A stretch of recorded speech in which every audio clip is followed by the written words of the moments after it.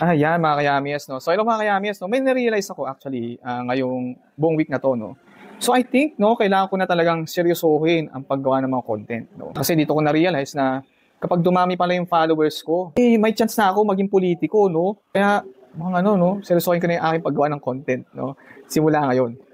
So, hello mga kayamies, Jerome na naman, ang Takoyaki Boy ng 80 Back. Gumawa ako ng maiksing vlog na ito na special edition para sa darating na halalan 2025 para makapamili kayo kung sino ang tamang pipiliin yung mga government official na iluluklok dito sa Pilipinas para mas lalong umasenso ang Pilipinas. So ngayon, magbibigay ako ng ilang tips kung sino ang mga pipiliin nating mga public officials na iluluklok ngayong halalan 2025.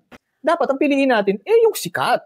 Yung sikat, no? Gaya ng mga artista, mga vloggers, mga social media influencers, yung mga content creators, para full of entertainment. Biruin mo kaya, Mies, di ba? Dati, acting lang. Ngayon, tinototoo na yung ginagawa. Dapat siguraduhin nyo rin, gwapo. At saka, syempre, meron silang talento sa pagdadrama at magaling magpatawa or comedy.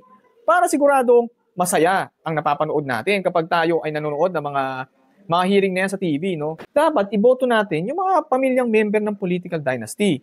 Mga kayamis, doon na tayo sa nakasanayan na, no? Huwag na tayong maghanap ng iba pang mga baguhan na mga kandidato na competent. Bakit ka pa hahanap ng panibagong politiko na hawak sa inyong lugar? Sanay ka naman na doon, no? Sanay ka naman na sa mga bare minimum na mga serbisyo na ginagawa sa'yo sa inyong lugar o dito sa Pilipinas. So, why change? Doon tayo sa mga kandidatong walang kakayahan, no? Walang competence.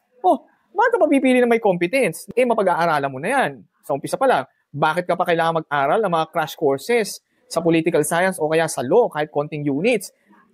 Experience is the best teacher. Magsasayang ka lang ng tuition. Kaya, kung ikaw ay pipili ng kandidato, doon ka na sa wala pang alam. Saka, syempre, kahit naman ikaw ay meron ng alam sa politika, may alam ka naman na sa law. Sa umpisa naman pag ikaw ay lumuklok sa opisina ng gobyerno, ay ganun din naman. Magkakamali ka rin naman, no? So bakit ka pa kailangan maghanap ng competent, no? Bukod sa experience is the best teacher, a master was once a disaster, no? So okay lang, no? Okay lang. Yung hindi na competent ang piliin natin, no? Total, matututunan naman yan, no? Tsaka mga kayamis, ano nga ba naman yung paggawa lang ng batas? Pwede ka naman mag-hire ng attorney, siya na yung gagawa ng batas para dun sa politiko. Tapos, igagrab niya lang yung credit na siya gumawa ng batas. Ano ba naman yun? Napakasimple lang, di ba? Ano ba naman yung ikaw ay pupunta sa lugar na kung saan may nasalanta o di kaya mayroong nasunugan at kung ano bang nangyari.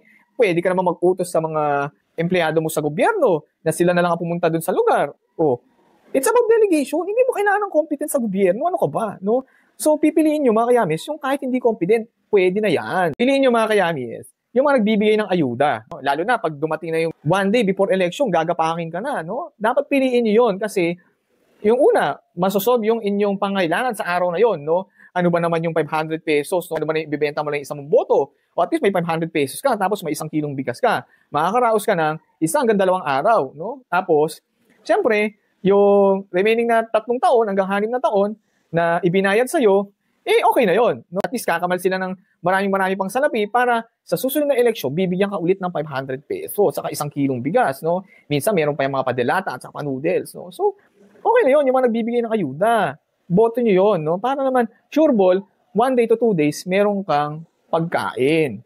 Pwede din mga kayamis, no? Piliin nyo yung mga kandidato na nagpapalagay na ng mga poster. Lalo na yung mga nagbibigay ng paalala na ingat kayo sa biyahe, o di ba, concern sila sa safety nyo. Dapat doon tayo sa mga taong concern sa safety natin, no? Tapos yung mga nagpapasalamat na mga politiko na hindi mo alam kung anong pinapasalamatan, no? So walang malinaw kung anong pinapasalamatan. Iboto niyo yan, guys. At yung isa pa, panghuli, no? Piliin niyo yung mga kandidato na out of touch sa reality, no? Yung tipong hindi nila alam yung nangyayari sa paligid. Yung tipong akala nila yung pamasahe sa jeep ay 4 pesos na, pero ngayon pala 13 pesos na. No? Yung mga tipong mga politiko na sinasabi na 64 pesos ang budget ng isang Pilipinong hindi pa member ng NANPUR, no? So, yun, piliin natin yung mga yan, no? So, yun na mga kayamies, no? So, yun ang aking advice sa inyo na mga piliin nyo this 2025 na mga kandidato para lalong umasenso ang ating bansa. Pero kayamies, gusto mo ba talagang umasenso ang ating bansa? Pues, wag mo sundin lahat ng sinabi ko.